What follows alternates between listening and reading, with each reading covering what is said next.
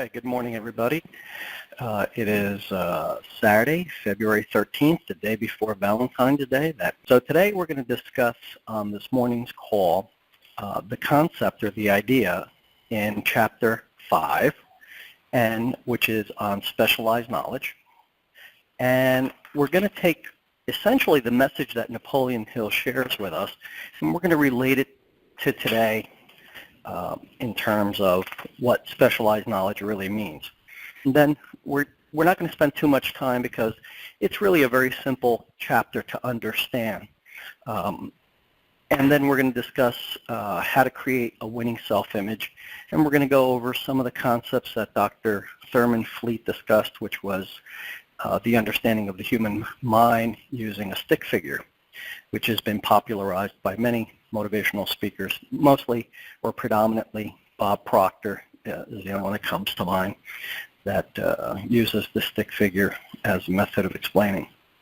So has everybody here read the chapter on specialized knowledge? Does everybody have an idea of what this chapter is about? Yes. Okay, great. What was your understanding? Well, that just the I don't know the put me on the spot here. Sure, it's okay. Well, just that we don't need to have a lot of useless information in our brains. That we have to take the knowledge that we're learning and focus it in a definite direction. That's all, focuses around the whole goals and desires and definite main purposes that, we can find the information we need if we have a definite plan and direction that we're going and what we want to do with that knowledge. We can find the information, the general information we need as we need it. Right. And if you look at the times in that era, the focus was not on specialized knowledge, it was on general knowledge. Most colleges in that day taught general knowledge. They felt that the role of education was to give you a broad education.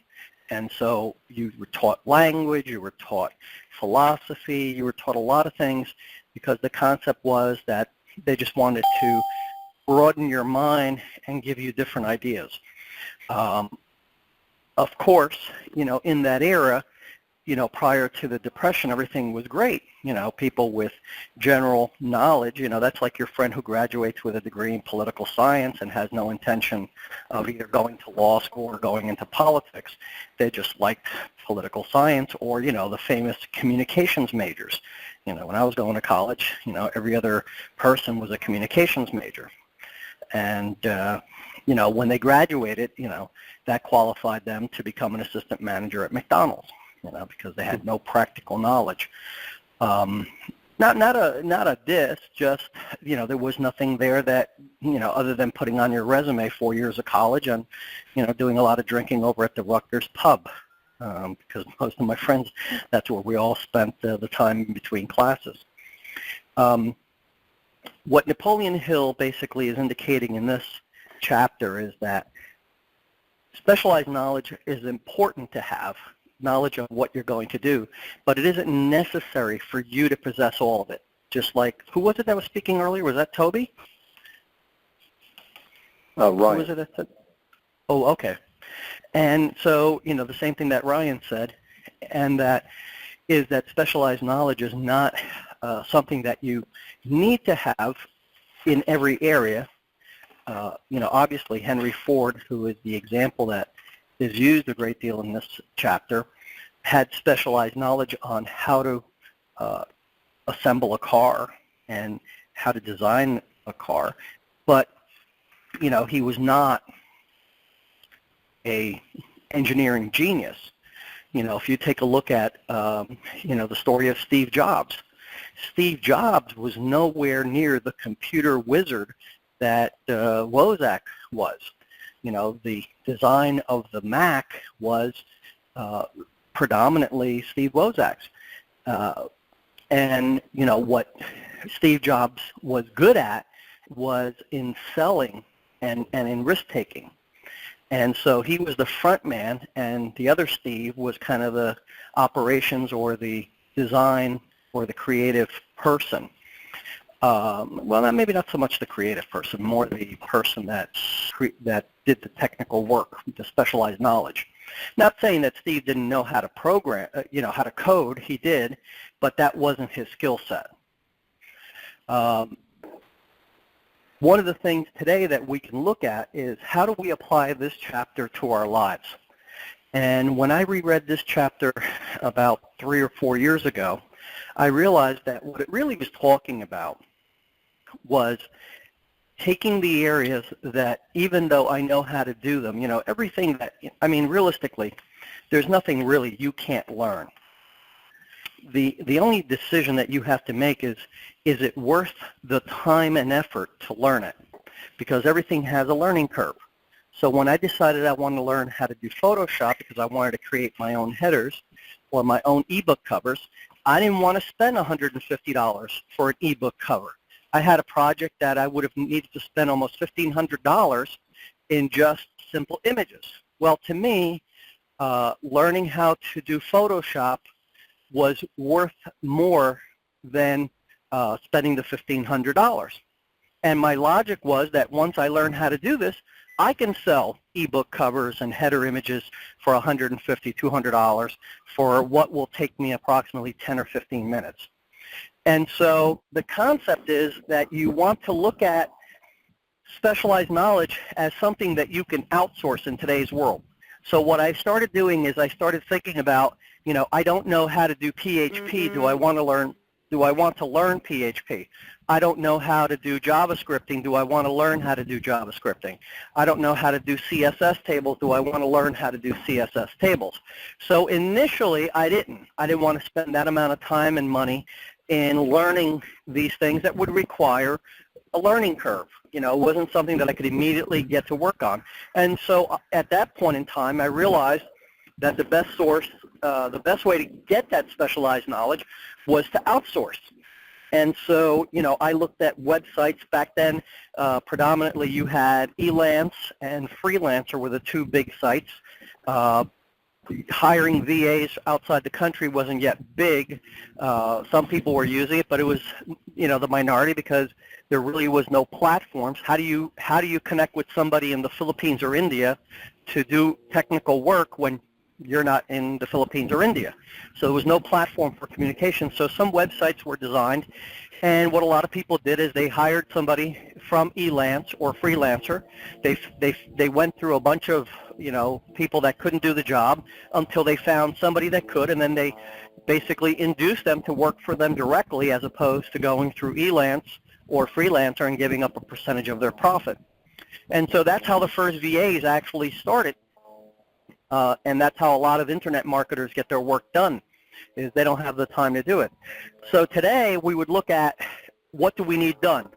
If you're looking to create a website, and I have a lot of customers who, run fitness studios, and, I tell them, look, I'm not going to tell you you can't set up a website. The question I'm going to ask you is how much time do you want to spend learning how to use WordPress? How much time do you want to learn doing SEO? How much time do you want to spend writing articles? How much time do you want to spend learning how to create backlinks? How much time do you want to spend creating a social media presence? If you're going to spend all that time doing that, then who's going to be busy doing the selling and the marketing of the fitness programs and actually doing the classes? And so what you have to understand is not that you can't do it, but what is the value of what you do versus what you're going to pay. And my equation for that was, I've had people, when I was married, on Sundays, the guys would be outside mowing the lawn and doing their landscaping. And they would say, hey, Bert, how come you're not mowing the lawn or landscaping? And I would say, because I pay somebody to do that. My answer was, I got a guy for that. And they're like, yeah, but it gets you out of the house. I said, I'm out of the house 6 days a week, 14 hours a day. On my day off, I don't want to be doing that stuff. And they're like, yeah, but you'll save money. And I'm like, okay, let's equate that. Okay, so you're doing $10, $15 an hour work, and if I want to work, I can make $200 an hour. Why would I, on my day off, trade my time for less than what I could make if I was working. And there's also an inherent value in that if you look at yourself as a battery, there is time that you need to recharge. And it isn't a physical recharge, it's a mental recharge. Because if I spend my whole day working and I don't really enjoy mowing the grass or doing landscaping, I'd rather go do jiu-jitsu, then Monday morning I'm going to be drained because I spent all my mental energy. So I'd rather recharge so that Monday through Saturday I can put my mental energy to work making $200 an hour or more. Same thing. If you're a surgeon, let's say you're a surgeon and you're making $1,000 an hour, do you think that if that Donald Trump or a surgeon goes to the supermarket and spends an hour, hour and a half doing food shopping? And if you believe that, then you have a misunderstanding of what the value of time is. You have to identify what is your highest payoff activity and what is the value of your time. So if you're in sales or you're in a business, the most valuable time you have is when you're face-to-face with a customer or on the phone with a customer or doing something with a customer that's going to generate a sale, that's going to make the cash register ring. If you're at work, then your highest value time is doing something that moves your project forward or gets your work moving forward. And then you already know what your hourly wage is because all you have to do is take your salary and divide it by the number of hours that you're required to work, and that'll tell you your time value. So why would you ever do work that's going to pay you less than what you could get paid for showing up at the office? Now, some people would say, yes, but if I'm doing $10 an hour work, or $15 an hour work, or let's say $20 an hour work, that's more than I could get, because my office is closed. That's more than I could get doing, pizza deliveries or mowing lawns or whatever you could do as an extra income. And my question to you is then, if that's how you think, then you need to look at your skill set because you can easily go to these same outsourcing websites, these freelancing websites, and what skills do you currently have that you could sell for $50, $75, $100, $150 an hour? Because it is available. So let's take a look at some of the most popular sites today in terms of outsourcing, because this presents not only an opportunity for you to outsource work, but also an opportunity for you if you're looking to generate income, because there's many skills that you currently have. The number one skill you have is that you speak English. If you can write an article, you can make up to $25 an hour writing articles, sometimes more. If you're not a fast typist, you can buy, like I did years ago, Dragon dictation software. So I don't type anything anymore. I rarely type. And I can write a 1,000-word article in approximately 25 minutes. I can dictate it in 25 minutes. I can write a multitude of articles, especially around the fitness niche or the self-improvement niche, very quickly because I know the topic very well. If I didn't know the topic, then I'd have to spend a little more time learning the topic before I could dictate the article. But dictation software, we can speak at approximately 120 words per minute. I don't think there's anybody that can type that fast. I don't know what a good typist will do. It may even be faster, I don't know. Maybe if you're from the north, I know we speak faster than people from other parts of the country.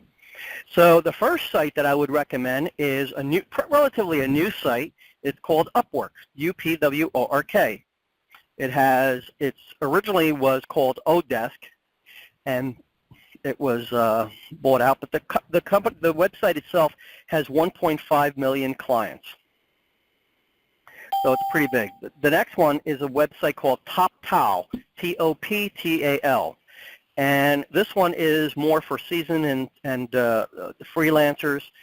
They have some major clients like J.P. Morgan, Zendesk, Airbnb, etc. And they do provide fair compensation. It's not a site where the lowest bidder wins for a job. The third site, the one that's been around the longest and has become a little bit easier to work with, is a website called Elance, which I mentioned earlier is one of the early on sites that I used. The fourth is Freelancer, okay, which is another site that's been around for a while. And Freelancer allows you to compete with other freelancers in contests to prove your skills and so forth and so on. And then the fifth one, which most people are familiar with but don't use enough, is a website called Craigslist. And when I was doing a lot of ebooks, I created what are called actions in Photoshop So all I do is Photoshop has the ability to record how you create something. So if you're doing work that requires changing the opacity, if it requires changing the background and all these other actions, you can record in it and it becomes a little mini program. And so I created actions that allow me to create an ebook. So the only thing I have to do to create an ebook cover, a CD cover, a DVD cover image is just to find the right image, pull them into the software, hit a button, and within seconds I have an ebook cover that looks professionally done. And so when I first started selling these, you know, I was making $150 a piece. And it required, the longest time it needed was in finding the actual image. And then I decided, why not be smart about it and make the client give me the image? Because what I found is that when I made the cover, the client would be like, well, I don't like that image. And so that started slowing me down. So I said, okay, well, listen, here's the deal. I'll do the work for you, but you tell me, you send me a sample of 3 images that you want to use, and I'll create 3 ebook covers using those 3 images. And then all I did is I went to iStock Photos or other places, and I bought the images, and you know they're like under $5, so that I would not get into trouble with copyright of images. So the whole concept, or the takeaway from this particular chapter, is that you don't have to have the specialized knowledge. You know, just like Henry Ford said, you know, when they asked him, you know, who was the 15th president of the United States. And he said, I don't need to know that because on my desk sits a panel of buttons, and all I need to do is hit a button and somebody will walk into my office that could answer that question and many more. And so what, you know, in law they teach you that the skill is not in knowing the law, but where to find the law when you need it.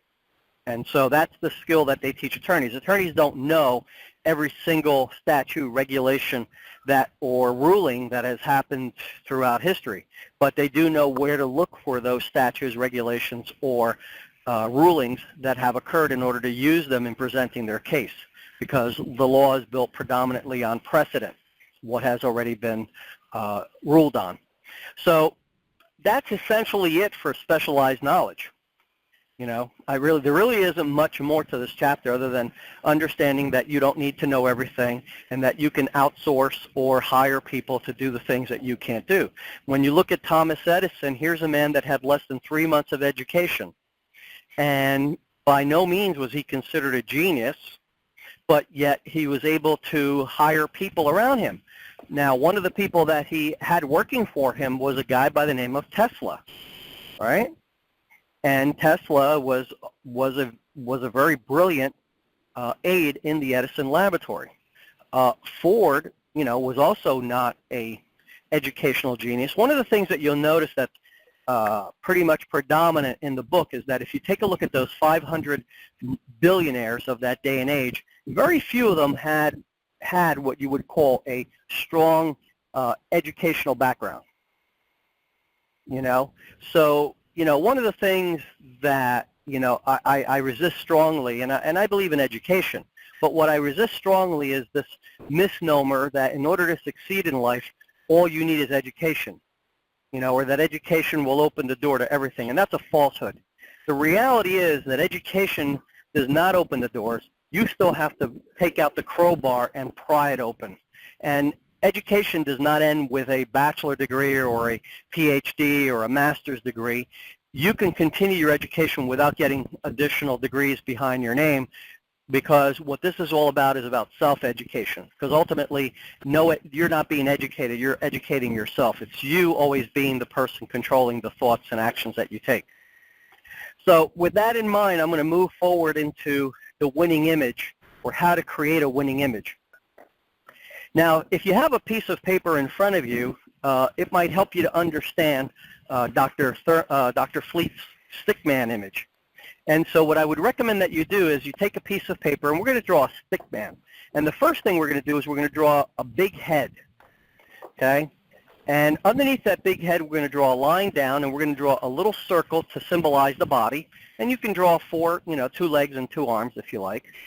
And on the big head, which symbolizes your mind, you're going to basically draw a line in the middle of that big head. And one side, the top, is going to symbolize the conscious mind, and the bottom is going to symbolize the subconscious mind. Our self-image is something that has been given to us based on our parents, our friends, our experiences in life. Could you please mute yourself? You're making a lot of background noise. Thank you. So we have this image of ourselves. Now, the thing is with a self-image, Dr. Maxwell Maltz wrote a book years ago called Psycho-Cybernetics, and Dr. Maltz was a plastic surgeon, and he had a great deal of people coming to him for plastic surgery, and they thought they were imperfect, so he would correct the imperfection and so that they would look beautiful. But yet what he found is that these people after the surgery still did not feel they were beautiful. So he started to realize that the problem was not a problem of the body as much as it was a problem of the mind. And so he started to realize that the problem with these people wasn't that they weren't beautiful, it was their self-image. And so many people have indicated that your self-image, how you currently think, if your self-image says that you are a person that earns $50,000, okay, and I saw this many times as a sales manager, where I'd have salespeople that couldn't do $1 million of life insurance business. And I'd go out with them, right? Now, let's say it's January, and we've got 12 months. To do $1 million, you have to sell approximately, $80,000 of business a month. That'll get you like to $960. So let's call it $85,000 of business a month. That's essentially 3 sales of $30,000 face amount life insurance. So I would go out, and the goal for these people was to get them over $1 million so that they could qualify for the $1 Million Success Club. And so I go out with them, and my goal was to have a $250,000 business canvas.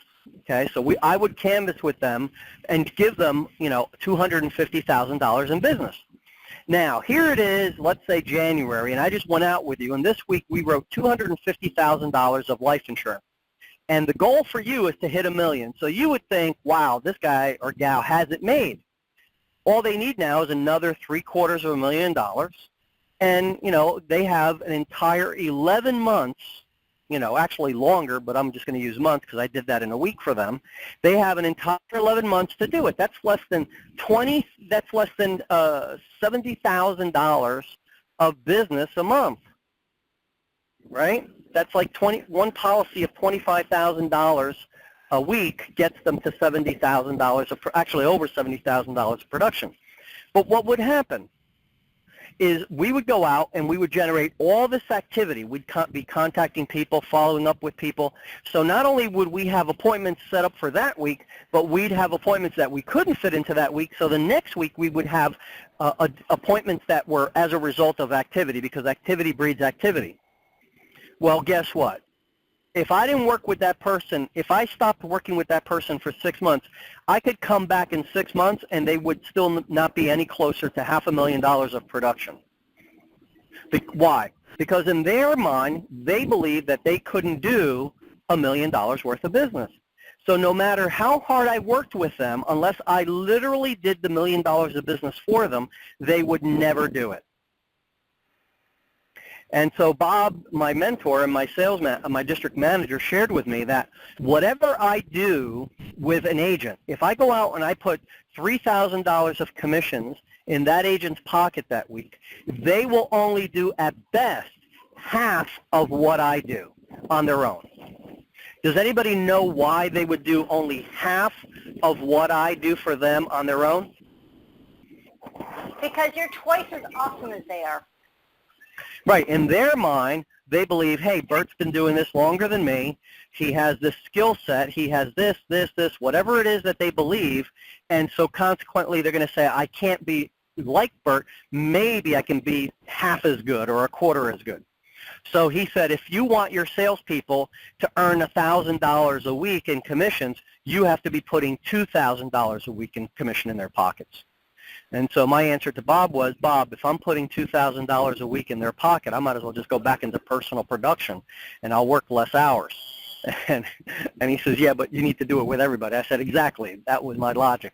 So anyway, the point of the story is that whatever you do, if they perceive you, if you're in a business, any kind of business, and it's about performance-based compensation or performance-based recognition, whatever you do, you must do twice as much as what you expect. So if you expect them to do 10, you need to do 20 in order to achieve your objective, because the person's self-image will not allow them to reach that. Now, our self-image has been created by our failures in the past, right? One of the biggest factors that conditions us is our past mistakes and failures. In fact, many people spend their entire lives focusing on past mistakes and failures, because they see mistakes and failures as a black mark on themselves, instead of seeing a mistake or a failure as just having the wrong plan. It's critical that you understand that a mistake and a failure, that anytime you attempt anything new, the first result you're going to have is going to be failure or a mistake. You know, some people don't make decisions because every time they make a decision, they make a wrong decision. But how do you get good at making decisions? By making more decisions, right? Decision making is a skill. And like any other skill, it only improves with repetition. And so if you right now, you know, and I'll give you this as an example. When we look at a 7-year-old child or a brand new baby, you know, and I've seen some pictures of people having babies this year on Facebook, and we always look at that child, that baby, and we see vast potential, right? They're the next president of the United States. They're the first man or woman on Mars. They're you know, the next Mother Teresa or Father Teresa. You know, we always have these incredible belief in their potential. But by the time they're 16, 17, 18, 19, 20, what happens to our belief in their potential?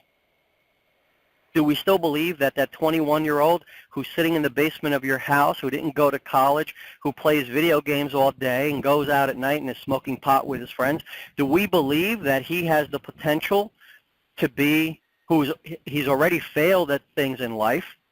You know, he's tried different things and failed at it. Do we still have that same unconditional belief in that child?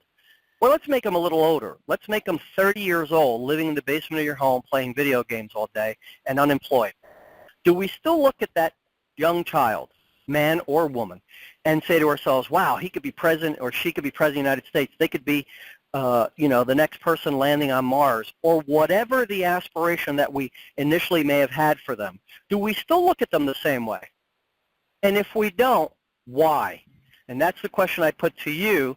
So, you know, please, if you're unmuted and you have something to say, unmute yourselves, but, you know, please be aware of your background noise if you have any. Because I'd like to make this call interactive as opposed to just a lecture, if you don't mind. So anybody in the call, please tell me why our perception changes about this child. Good morning, it's Karen. Sorry. Was that John? They've looked at reality, and they've stopped looking at their dream for their child or what they wanted, and they've looked at the reality, and now they've put themselves in a negative thought process. Okay. That's a good one. Who else? I think one of the reasons we change our belief about their possibilities is because we've observed their actions, and we're observing their current actions. And unless they change what they're doing, they're not going to change where they are. Mm-hmm. Yeah. So what you're really saying is that we look at the circumstances, right? Because their actions are really circumstances, right? We look at reality is not reality. Reality is just circumstances. We look at the external circumstances, and then we say, they tried karate, they failed. They tried soccer, they failed. They went to college for 2 years and failed. And so we base our assumption on what? On their mistakes and failures, right? And so we say, okay, if they can't, if he couldn't graduate from college, therefore he doesn't have the potential. Or he's sitting in the basement playing video games all day and smoking pot, therefore he or she does not have potential. And we base our decision not on the potential that they really have, because can you measure human potential? What makes one person incredibly successful, another person unsuccessful? Is it that one person had more potential than another? I don't believe so. I think what makes the difference, yeah, it is our interpretation of our circumstances. You know, the analogy that somebody used is, you know, the two young men are born in a ghetto, and their parents are drug addicts. You know, the mother is on the streets selling her body. The husband's on the streets selling drugs and is a drug addict. And one child chooses, he says, you know, what's the use? I live in the ghetto. The only kind of job I'm going to get that pays any money is selling drugs. And the other young man says, you know, I hate the ghetto. I hate this area of where I live. I hate the fact that my parents are involved in this, and I will never touch drugs. And so they make a decision to get out of that environment, and they find the circumstances that they need to succeed. What changed? Just perception. One person was willing to accept it, and the other one was abhorred it. You know, you see that all the time with children, you know, where one child becomes like the father and the other one hates the father and goes the other direction. So what changes is our perception of what our circumstances are. And because the child failed, it really is no indication of potential. Because if we judged Mr. Edison by his failures, he would be a loser, because he failed close to 10,000 times in developing the filament for the light bulb. He didn't invent the light bulb. He discovered the filament that would allow the light bulb to actually work. And so, you know, the fact is that because he persisted and finally found the solution, he was successful. Now you may say, well, my child is in the basement, you know, watching video games and smoking pot. He's not attempting to find that filament. So there is a difference. And I would say, yes, there is a difference. However, that difference has now been conditioned by their own self-image. So what is the self-image of that child? If your perception of that child is that they're a loser, that they are that they're wasting that you may even think they're wasting their potential, but they can't get their act together.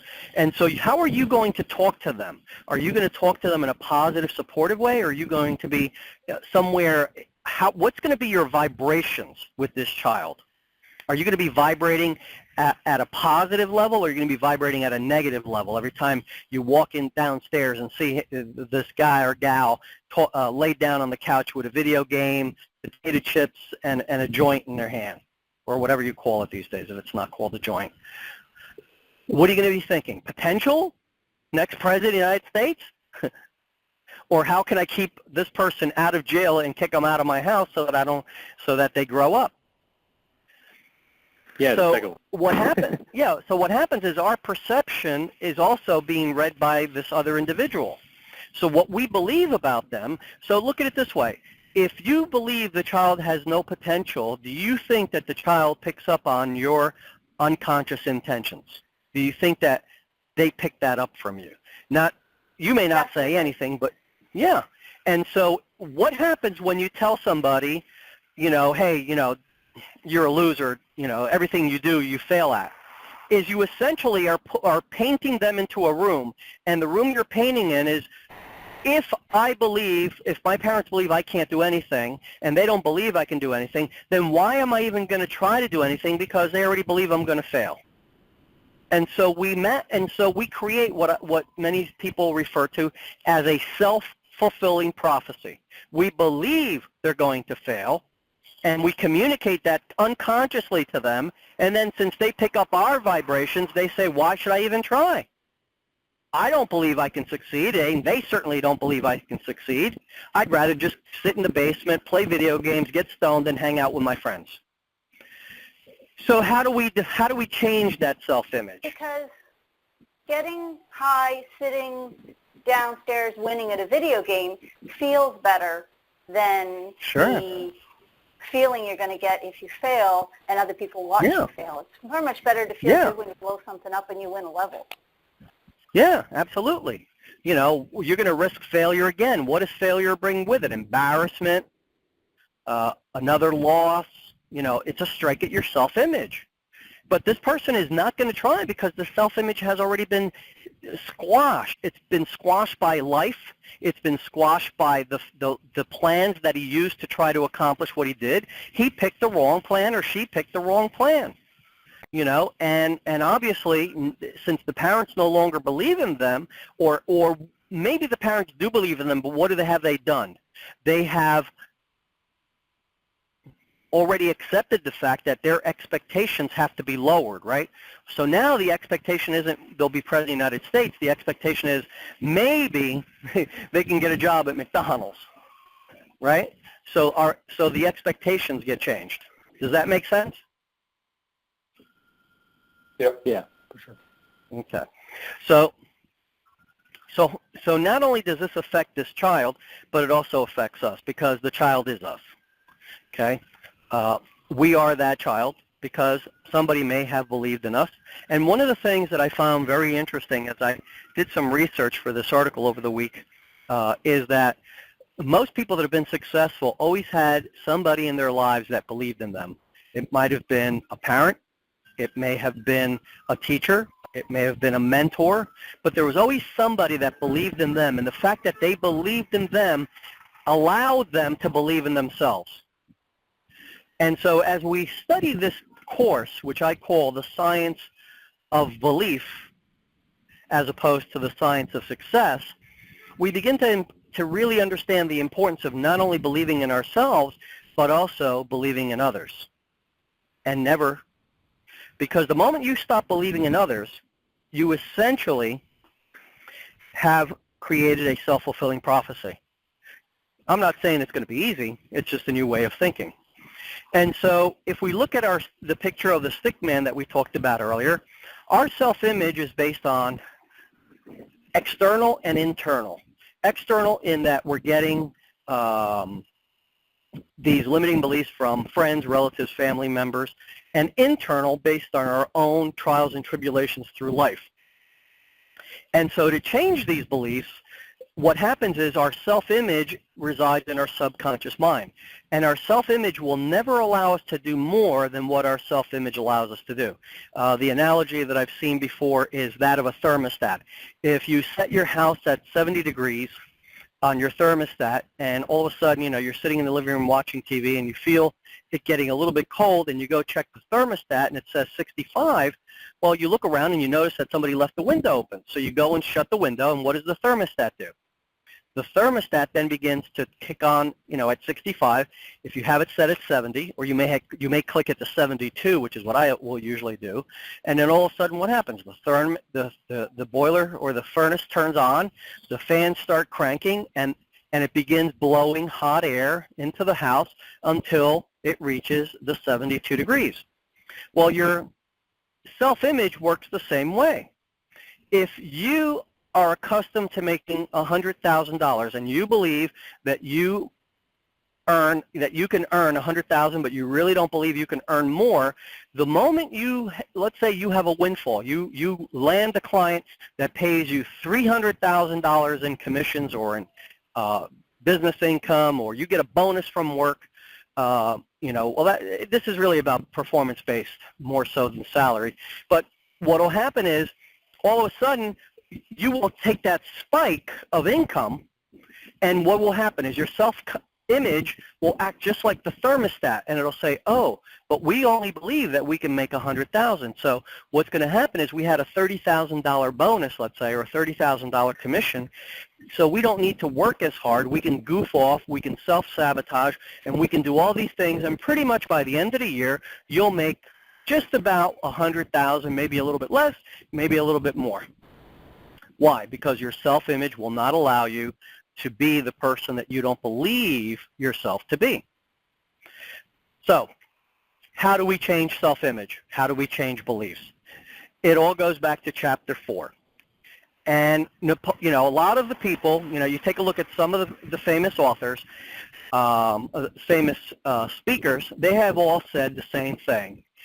Bob Proctor says the secret in the book is decide what you want, put it on a card, read it out loud every day multiple times, okay?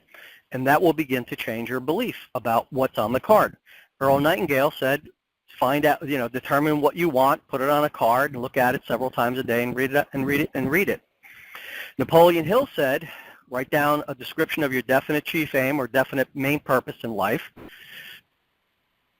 in this structure that he lays out in Chapter 2, the chapter on desire, and then read it out loud at least twice a day.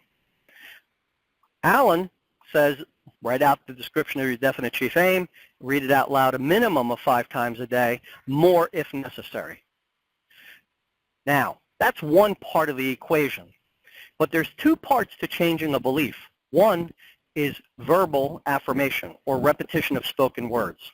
And the second one, which is a little bit more powerful and most people don't use, is what's called visualization. And so if you really want to use the 1-2 punch to change your self-image and to achieve what you want in life, you have to take literally what Napoleon Hill says. Now, if you know the self-confidence formula, step 2 or number 2 is, I know that the dominating thoughts in my mind will reproduce themselves in outward physical action and transform themselves into physical reality. Therefore, I concentrate my thoughts for 30 minutes daily upon the task of thinking of the person I intend to become, thereby creating in my mind a clear mental picture of that person. I concentrate my thoughts for 30 minutes daily upon the task of thinking of the person I intend to become, thereby creating in my mind a clear mental picture of that person. He is clearly talking about using the principle of visualization, and of course the auto-suggestion is in doing it repeatedly. So how do you change this self-image? Well, according to William James, the famous psychologist, he said that when the will and the imagination are in conflict, the imagination will win out. So willpower is discipline. So if you say, I'm going to do this, this, this, and you try to discipline yourself into doing it, the weight loss example, I'm going to lose weight, and this week I'm going to, only eat 1,200 calories, and I'm going to work out 6 times a week. Well, you might do that the first week, but by the second week, you're not doing it anymore because your imagination is now bumping heads with your willpower. And your imagination is going to visualize that delicious steak. It's going to visualize that cupcake, that yodels, whatever it is, that pizza with pepperoni and sausage or whatever you like on your pizza, whatever it is that you like, your imagination will kick in and begin giving you those images, or you'll watch some television commercial. And all of a sudden, your imagination will go to work and it'll override your willpower. So the tool that you use is auto-suggestion, but you must also utilize visualization. And what you must begin to do is you must create a new image, or what I would call a fantasy, because it's not real yet. And so if it's not real, it's either a dream or a fantasy. So you must create a fantasy. Now, what do? Well, in the Definite Main Purpose course, there's videos that teach you that you want to set a goal that's 12 months from today. We don't work on 3-month goals because you're not going to be able to generate enough belief if you're creating a big stretch goal, something that's outside your quote-unquote comfort zone. You're not going to be able to change your beliefs about that goal in 3 months. Short-range goals like that are best if they're only a 10 or 20% bump on what you're currently doing. But if you set a goal to earn, last year you made $25,000 your first quarter, and you set a goal that you're going to make $50,000 the first quarter, you're not going to be able to do it because there's not enough belief that you can do that, and you don't have enough time to allow repetition to create that belief, because the power of autosuggestion is in its ability to create belief. And 90 days of saying something, somebody said, in the chat group yesterday, I've been saying my statement for 2 months and nothing is happening. Okay, well, how long have you been saying your negative statement? 5 years, 10 years, 20 years? Well, it's not going to, this is not a magic pill. What we're doing is we're replacing and displacing those negative beliefs that we already have inside of us. Now, how do you accelerate it? The questions that I had is, how often are you saying your statement, and are you using emotion? and I don't remember if I got an answer to that, but if you're not utilizing massive repetition, and if you're not utilizing emotion, then you're not going to get any appreciable results. Napoleon Hill says that. Chapter 4 on autosuggestion. Plain unemotional words will not impact the subconscious mind. Okay? The only time it will is if you use a lot of repetition. A lot of repetition. Plain unemotional words can work if you use a lot of repetition. So how do we change? Well, we take that goal, and if, let's say, for example, I'll use mine. So my statement is, it is my birthday, February 20th, 2017, and I, Bert Herna, am so happy and grateful now that I am receiving over $50,000 in monthly residual income from my multiple businesses and income streams. So that's my goal. So now what do I do? So what I do is I focus on that particular segment, okay? So what I want to do now is I want to write out a description of what my life will be like, okay, on February 20th, 2017. So I'm going to create a one-page description of that day. So it is my birthday, right? So I can write out, you know, today is February 20th, 2017, my birthday. And I am so happy and grateful because I have earned over $50,000 a month. I have grossed $600,000 in residual income from my multiple businesses.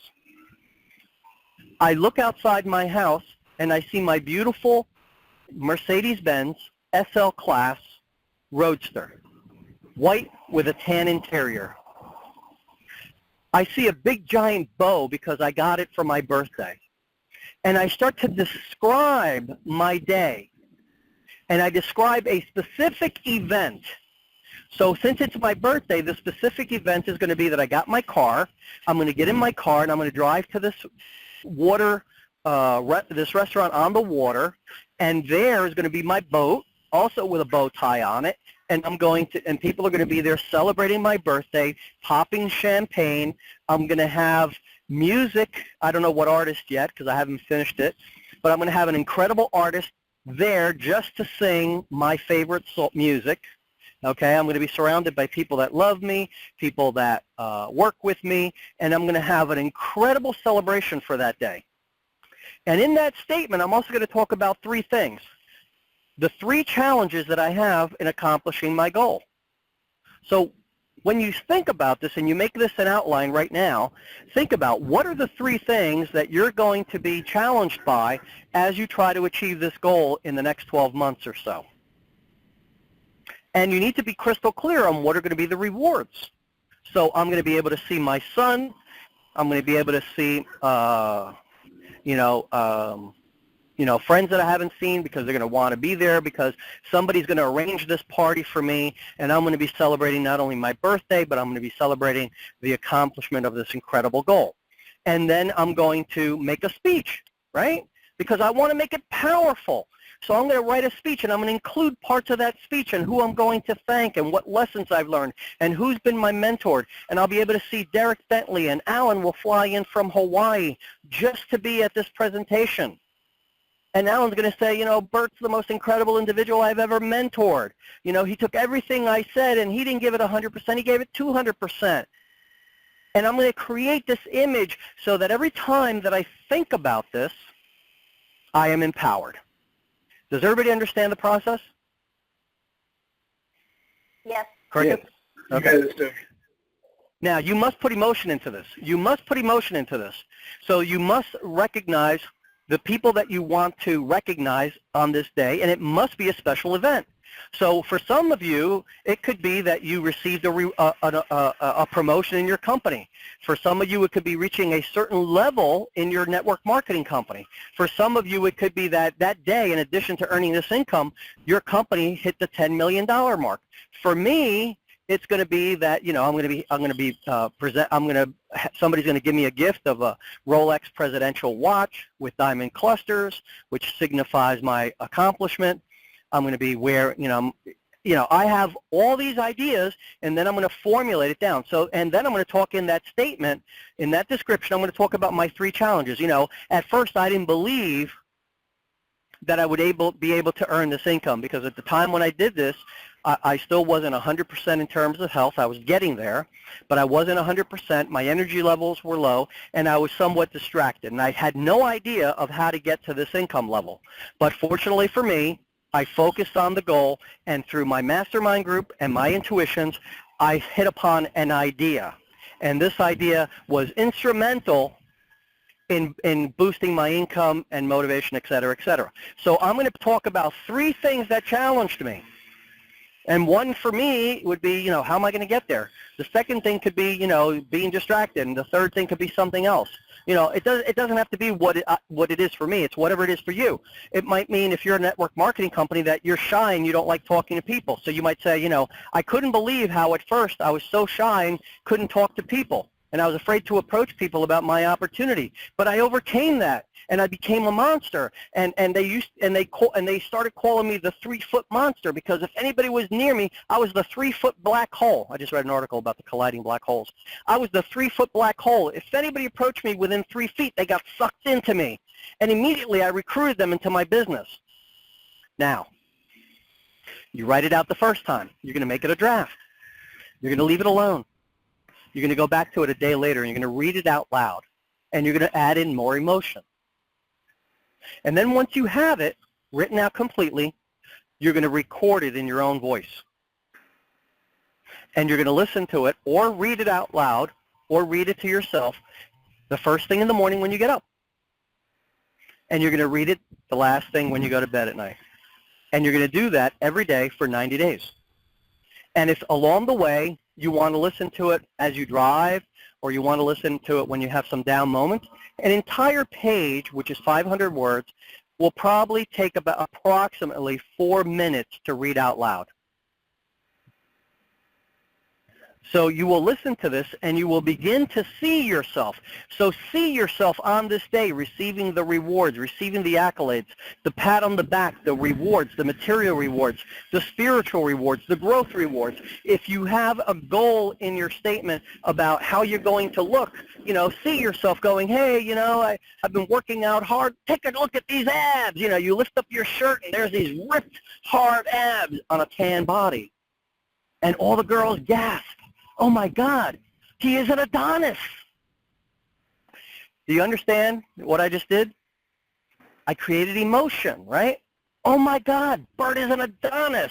And I strike a pose like Adonis from the Greek statue. Again, I'm having fun because it puts a smile on my face. Because I want to smile, I want to experience emotion in this description. And this is the fantasy that I must now use auto-suggestion to drive it into my subconscious mind. I must see a clear mental picture of the person I intend to become. And what better way than on the day that I accomplish my goal? Now, if you use your auto-suggestion and you use this process of visualizing twice a day with a written description of that day and recording it, in 90 days, you will be thinking differently, and you will be acting differently. And then I'm going to give you the final equation for really driving this home. And I haven't really mentioned this, but I felt that some of you, even though this is really advanced stuff, I thought that you could use it. And so I'm going to give it to you. And your ability to earn money is closely tied into your self-worth. Okay? Don't ever discount that. If you don't think money is important to you, then that's tied into your self-worth, because money is important in this society. The amount of money you make is really a result of your sweat. It's a result of your labor. If you were a farmer, you would go into the field and you would plow the field, you would plant the corn, you would reap the corn, and then if you had excess corn, you would barter that corn for maybe some iron work, maybe some leather work, maybe some other type of foods from a guy who had a ranch and had cows on it. You would use that extra money or extra produce that you have as a result of your labor to barter for it. So when you're saying, money doesn't mean anything to me, then you're missing out, because by you having that extra corn, you allow other people to be able to enjoy the corn. So by you having more, you allow other people to have more. And so you have to get a whole new definition of what money is. And is it wrong to love money? Well, if money is the corn that I plant, and when the corn comes up off the ground, if now I can feed my family, why shouldn't I love that corn? Because money is just a symbol. It's a means of exchange so that we don't have to trade corn or tomatoes or oranges or cucumbers for somebody else's goods and services. So you need to get a whole new paradigm, a new way of thinking about money. Money is what is the result of your labor. It is not something that you adulterize. It's not plain adultery. It is something that you get as a result of your labor. The money you want to earn doesn't have to be created. It already exists. Right now, if you want to earn $150,000 in the capacity of a salesperson or network marketer or business owner, that money is awaiting for you. It is awaiting for you to provide sufficient service or sell sufficient goods in order to have somebody transfer that money to you. It doesn't have to be, you don't have to go out and print it. You don't have to go and ask the government to print more money. It already exists, and it's going to be given to you in direct proportion to the amount of service that you provide. You provide little service, you get little money. You provide lots of service, you get lots of money. So the second key is this. You want to take your financial goal and you want to put it on a 3x5 card. Okay, and the reason why is a lot of people forget about saying their statement. And so the solution to that, I've given hundreds of them. One solution is setting alarm. One is to read it first thing in the morning 5 times. But there's another solution, and this one it also creates a hypnotic technique called symbiology. And so what you do is you take your financial goal, so you would put it on a card. It is it is my birthday, February 20th, 2017, and I, Bert Herner, am so happy and grateful now that I am receiving over $50,000 from my multiple businesses and income streams. I write that on a card, on a 3x5 card. Why a 3x5 card? They're cheap.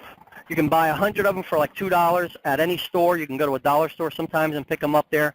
And you want to use blue ink, not black ink, blue ink. There's a reason why blue. I don't want to tell you, just trust me, use blue ink. Now, once you've done that, if there's enough room, you write down the 3 or 4 actions that you need to take. So, for me, it's I easily and effortlessly accomplish all my tasks, which includes creating an imperative list daily, 10 contacts per day, 3 presentations per day, and 1 new coaching client per week. So I put that on the card itself, on the front. And on the back, what I'm going to write are the rewards of accomplishing my goal. So, Mercedes-Benz SL Class Roadster, white with a tan interior, saved $100,000 in cash, beautiful home overseeing the beach in the Tampa area of Florida. Whatever the rewards are for you personally, you write 3 or 4 of those rewards. And you can write them either as just a one word, like a boat, be as specific as possible, or you can write them as a sentence. But remember, I prefer to write down like, Mercedes-Benz SL Roadster, white with a tan interior, Stingray 35-foot boat, because then I don't need all the words because I can just look at it. So now what do? Well, you can go to the Staples, Office Max, Amazon.com, and buy a sheet of lamination. Or you can do what I call the inexpensive lamination. And what you do is you take that card and you go to the store and you pick up some packing tape, some clear packing tape. And then what you do is you use the packing tape to cover the card so that it doesn't get bent, it doesn't get wet, and you put the packing tape, it's about a 2-inch packing tape. You'll need 2 strips on the card, and then you turn the card over and you put 2 strips on the back as well, and then you trim it, and you've got a card that now has been laminated. And what you're going to do is you're going to create 4 of those cards with the same thing on them. You're going to put 1 in your pocket or purse, loose, not inside anything. You're going to put 1 on your bathroom mirror. You're going to put 1 on the dashboard or the sun visor of your car. And the 5th one you're going to put by your bedside. And then you're going to begin a habit. And that habit is that when you get up in the morning, you're going to pick up your card and you're going to read it 5 times out loud. And your goal is going to be for the next 90 days to read your goal card 5 times in 5 repetitions. So you would say to yourself, and again, this is short, it's not the full statement. You're still going to do your statement 5 times. This is just additional repetitions. So and the reason why we're going to do it 25 times is to embed it so that we associate that the card is a symbol for our goal. So the statement will be very short. It is my birthday, February 20th, 2017, and I, Bert Hearn, am so happy and grateful now that I'm receiving over $50,000 in monthly residual income from my multiple businesses and income streams. I easily and effortlessly accomplish my tasks, which includes creating an imperative list daily, 10 contents per day, 3 presentations per day, 1 new coaching client per week. I'm going to say that 5 times fast, okay, out loud. I'm going to try to generate as much emotion, but I'm going to do it the first thing in the morning because I'm going to see the card and I'm going to do it. And then I just need to find 4 other times to do the same thing. So when I get in the car and I start the engine, if it's cold out, I'm going to sit in the car. I'm going to grab the card that's on my dashboard, on my sun visor, and I'm going to do it another 5 times. And then I'm going to go to the office. And then I have to go to the bathroom to pee. I'm going to take out the card while I'm peeing, and I'm going to say it out loud, but not real loud and not a lot of emotion, but I'm still going to say it. Then I get home, and I go brush my teeth, or I go to the bathroom, and I see it on my bathroom mirror, and I'm going to say it another 5 times. And then at the end of the night, I'm going to go to bed, and there it is again, and I'm going to say it 5 more times. And so at the end of the day, I'm going to say it a total of 25 times. And in between that, I'm going to memorize that part of the statement, and I'm going to take a look at the back, and I'm going to look at Mercedes-Benz SL Roadster convertible, white with a tan interior, and I'm going to visualize this car. And if I have a dream board in my bedroom, which I should have, I can just look to the left and look at that beautiful car. As I think it, as I am reminded of the reward, I can look at it on my visualization board. And then what I'm going to do is put the card down. I'm going to grab my smartphone. I'm going to put that recording on, describing that day, February 20th, 2017, as I walk outside and I see a beautiful white with a tan interior Mercedes-Benz SL Class Roadster with a giant red bow on it on a beautiful sunny day with the top down because it's a convertible. And then I see myself getting in the car and driving down to that restaurant that sits right on the water in Clearwater Beach. And I see everybody there waiting for me, and the music is playing, and there's 2 trumpeters, you know, announcing me, and there's a red carpet. And I get on the red carpet, and you hear, da-da-da-da-da! My friend used to use the presidential inaugural, you know, the music, dum, dum, da-dum, dum, you know, he liked that one. But I see 2 trumpeters announcing me, right? And I hear the clapping and the water and the seagulls, and everything is bright and shiny. And it is an incredible day, and I can smell the ocean. And I'm handed a glass of champagne, Cristal, of course. And everybody is saluting me for my accomplishments and for my fantastic personality. Do you get the picture? Am I selling you enough on this?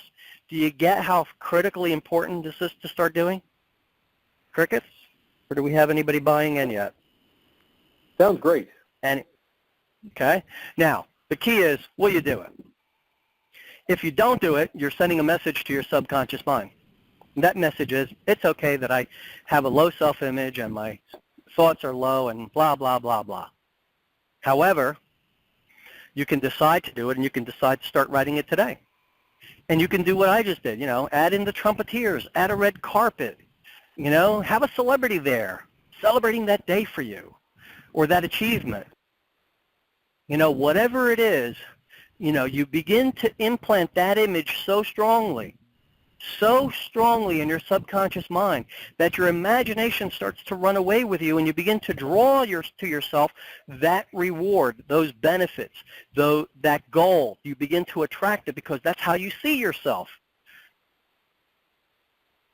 And so between the repetition of the card, and you still want to say your statement 5 times, the full statement, you got to fit that in. Yes, I'm talking about spending maybe 20 minutes a day, you know, doing all this stuff, maybe 30 minutes. Oh my God, you know, 30 minutes out of 960 minutes a day. Yes, I'm making a huge demand on you.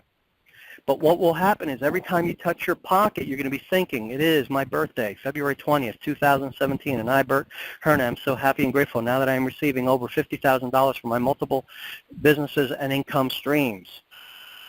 And you're going to be thinking, I easily accomplish my task, which includes creating an imperative list daily, 10 contacts per day. Oh, shit, I didn't do 10 contacts. I didn't do 3 presentations. I need to start doing that because I'm being reminded because I'm touching it. I'm touching the card. It's in my pocket. If you're a woman, you open up your purse to take out your wallet or to check your ID, and there it is.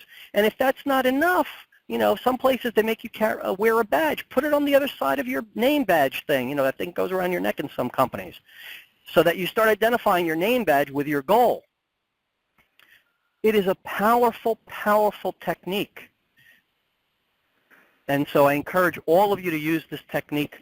And I'm going to be cutting the call off now. If there's any questions, I'd appreciate them now. If not, I'm going to end this conversation and wish you all an incredible, prosperous day. And I hope that you take these suggestions, these ideas, and incorporate them because they're truly, truly powerful. Are you going to put this thing so we can read it? We can listen to it again? Yeah, this has been recorded. Bert, where do you find the 9th scroll? What book? I don't remember. The scrolls are from the book The Magic of The Greatest Salesman in the World, or The Greatest Miracle. All you do is go into Google. The website is by Kathy Pilcher. If you type in quotes scrolls, end quotes PDF Kathy, it'll pop up and you can grab it right from her website. It's a PDF and it has all 10 scrolls on there. Thank you. Any other questions? Any Sure. questions regarding? Yes. Not so much a question, but I was going to share support. I did an online course, The Science of Happiness, and one of the chapters as techniques is that they've done research on and so on, and it's half-hour a day journaling on, quote, your ideal self. And this is one of the techniques they use for increasing self-esteem and well, that would be the happiness thing from that course. But I found your approach very interesting as reciting it as opposed to just journal writing it. Yeah. I mean, you can do writing. Some people recommend writing out your goals every day. It's just, I look at what is the most effective and what is going to take the least amount of time. The goal card has the advantage of that you're carrying it on you. It becomes a symbol of your goal. It's like a talisman, a good luck charm, if you will. And so every time that you touch it, every time you feel it, it becomes powerful. Putting the description of that day on a recording is something that you can do even when you're exhausted after a busy day. You can just put it on your smartphone and just let it play and put one earbud in and just listen to it at night. And guess what your subconscious mind is going to be doing? While you're sleeping, your subconscious mind is awake, and it's going to hear it, and things are going to happen. In the morning, you're going to wake up like a different person. I do suggest you do conscious repetition of it, but at least one time a day, especially in the morning, reading your description out loud. But at night, it's okay if you're tired. I mean, personally, I'm one of those people that if you tell me to do it twice a day, I'll try to do it 3 times a day or 4 times a day because I want results and I want it now. But you can also, write down, you can write your goals every day. Some people suggest you do that. You write out your goals every day. I don't necessarily I've done that exercise. I didn't find it to be as effective. I have tried subliminal tapes. I've tried hypnotic tapes. I've tried NLP techniques.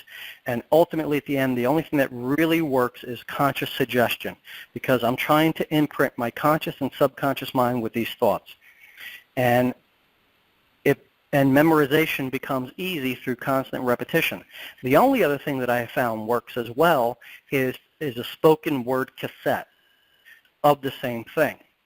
And you can't use as much emotion because you're listening to a recording, but if you play it over and over and over again, through sheer repetition, it will wear away at your conscious filter. So if you mix all three, if you use emotion when you say your statement, if you use emotion when you read your goal card 25 times a day, if you picturize and imagine yourself living that day that you achieved your goal, and you use emotion as much as you can in all these events, you're going to accelerate, realistically accelerate the amount of time that you need to displace and erase those negative thoughts.